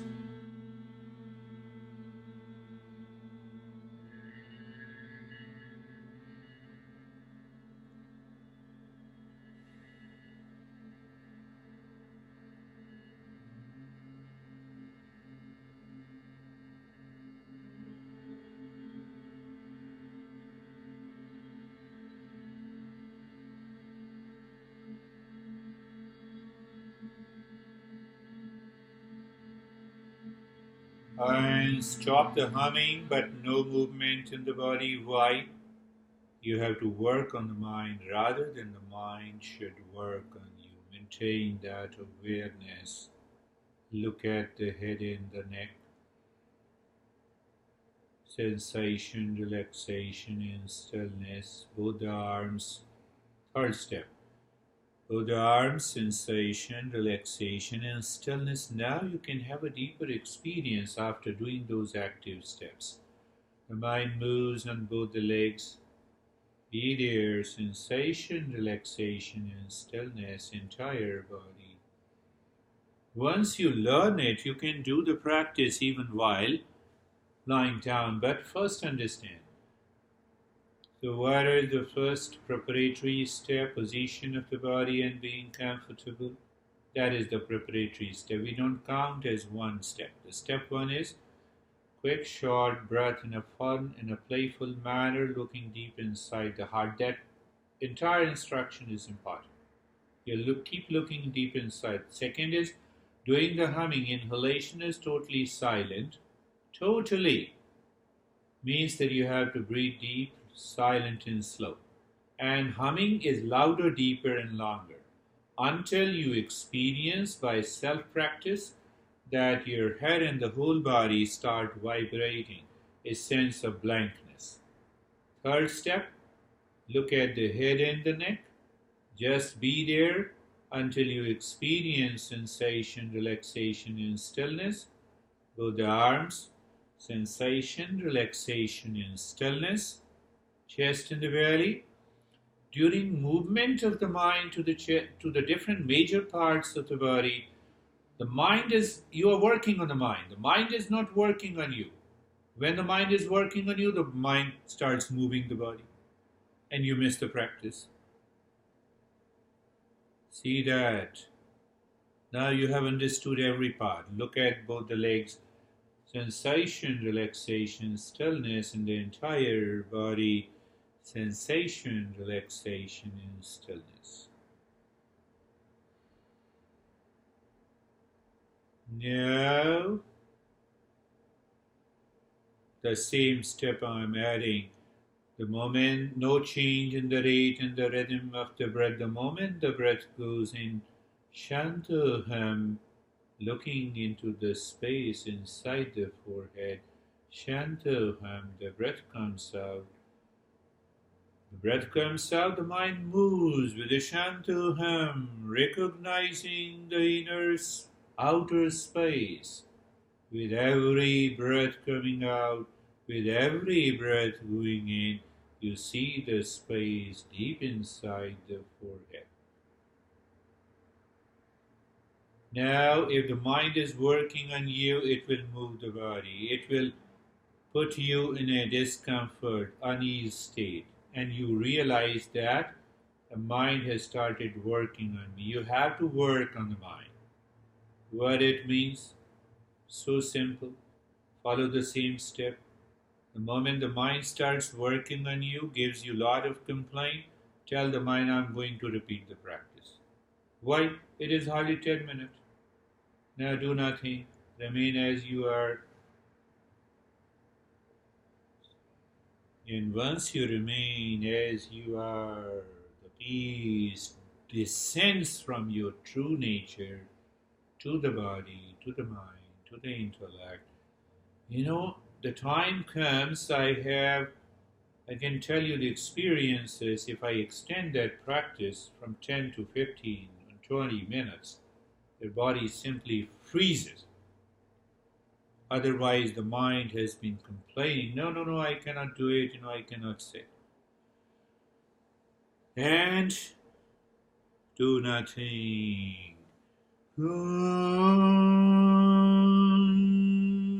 Shanti, Shanti, Shanti.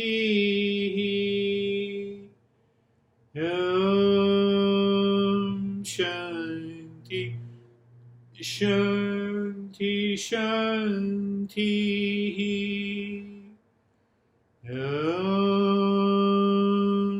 Shanti, Shanti, Shanti. Bring your mind to the right hand, your mind to the left hand. Lift your both the palms, place it on your closed eyes.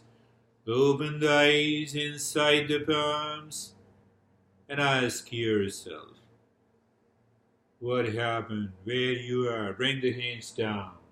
Leave it. What is your experience now? Mike? I felt a lot of physical discomfort. It's hard for me to sit like that. Understand the principle. It is the mind experiencing the discomfort. The mind is working on you. Practice means I work on the mind. So what should you do? The mind says, I feel lot of discomfort. It is only 10-minute practice. Repeat it again. Tell the mind, are you feeling discomfort? Let me do it. Let me do it again. You repeat minimum 3 times, 10 minutes each. Let me know tomorrow what is the result. 10 minutes of like. 10 minutes of this entire practice is 10 minutes. 10 minutes. Yeah. Just maybe, you count maybe 250 breath. That will complete 1 minute. And then you do 10 times of humming.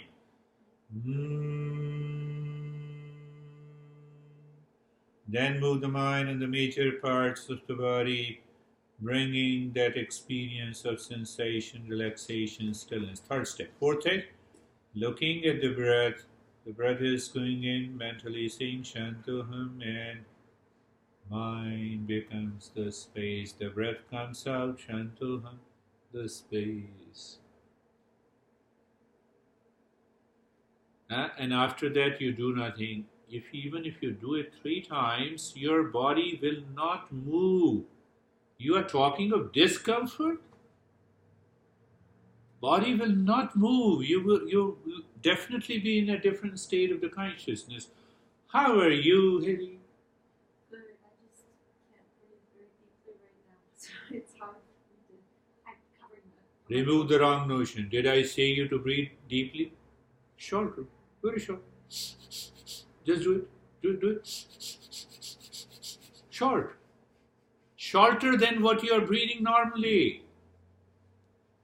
Mind picks up a wrong notion. That is what I have been talking about. How are you, Jenna? I did not like that one. Huh? I didn't like that one. You didn't like that one? I didn't like that grounding meditation. Huh? I didn't enjoy that grounding meditation. It was hard. When you are sick, do you like bitter pills? If you are sick, and the doctor says, here are the bitter pills, you have to take it for a week. You don't like taking bitter pills? You want to suffer continuously? No, but I don't think every form of meditation is for everyone. Huh? I don't think every form of meditation is for everyone. I appreciate that. I understand it. But there is a but. First but is, there is no question of liking and disliking any meditation. Second but, if you practice it, it will help your mind that is being agitated. So any practice that agitates the mind creates a liking and disliking.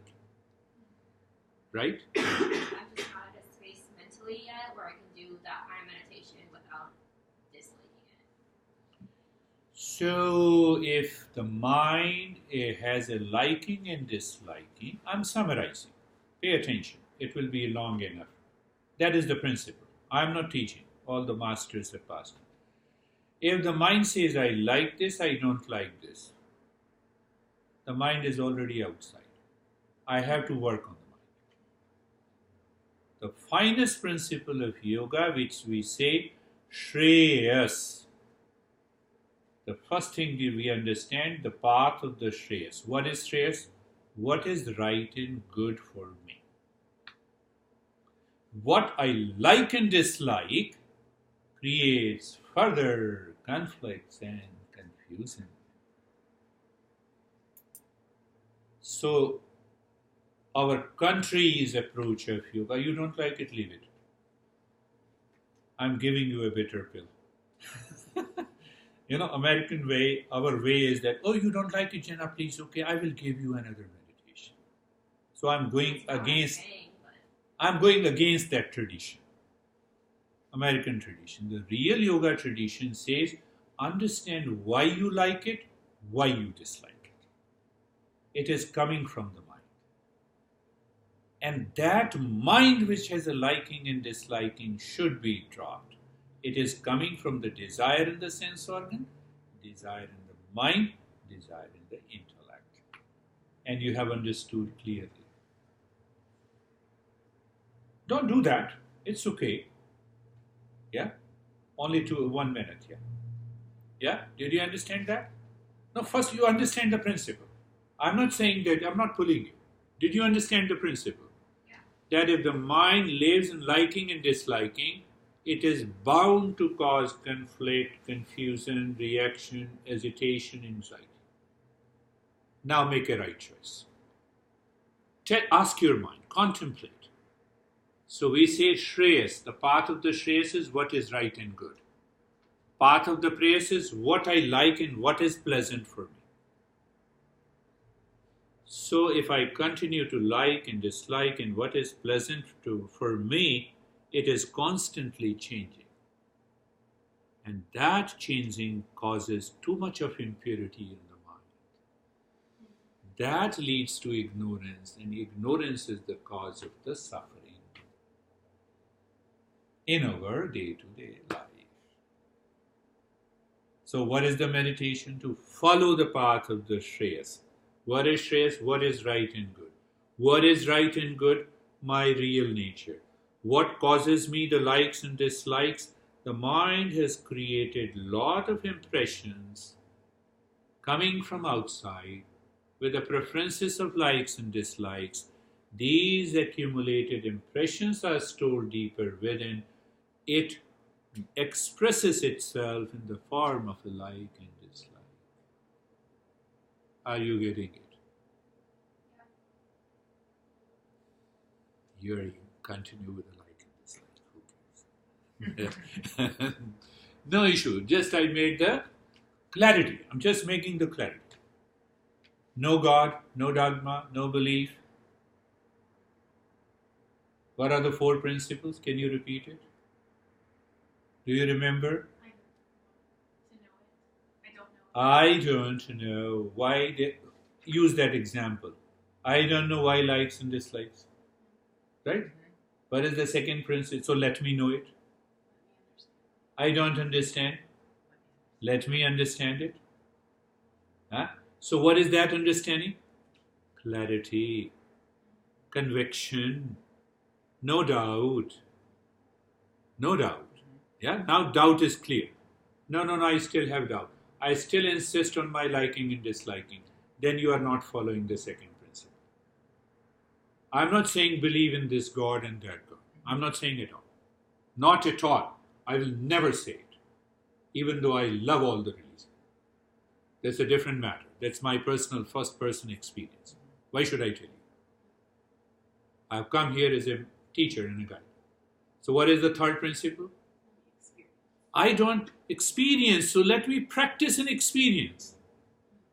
So you have a conviction, doubt-free. The intellect inspires you. What is the fourth one? I have to continue the practice to bring about an ultimate change. For Buddha, it took 13 years, Mike. Let us see how many years it takes you. More than I have. Very good. Thank you for tolerating. We'll meet again. Yeah? Yes. That is all. Raise more questions. Thank you. Thank you. Yeah, sure.